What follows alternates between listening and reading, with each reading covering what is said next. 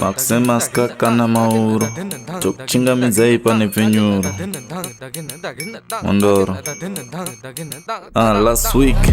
yaingova tsononga Daytoni zvaingonzwa tora fundo koproni shabvafara meso zvuti yauoni vari mbera vachichema sesinzwaingoni. Let bygones be bygones achidada nehightone pamabhutsu heta keta ledwas feta paitoda msodzi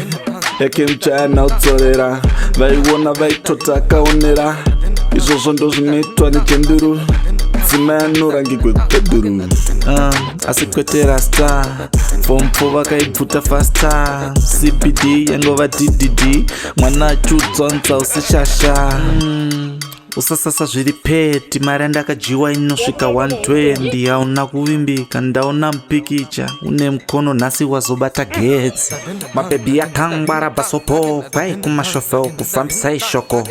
pamasvingo apasi toko zvipoko Queen Britain ndo type yechimoko shofe kunakwa bro zvekusaka yalos ndepsisi yelo indasipakwa nepos rega ndipake mpinde nhasi maona bos munofarira mari ndopaiyos if I was in for a surprise 5 wire ndo yakataurwa surprise mwana akati kubhadhara basa ndo protocol mukasadaro chato chiparo kumangongongo mafanise Icecream nePepsi momzi yakairova likes the best thing nice thing ever to exist panapa challenge yakatorwa ikatosvika kuCanada Makuseni masikati kana mauro chinitenda izve neNhepfenyuro sangana vachikamu chinotera Mondoro.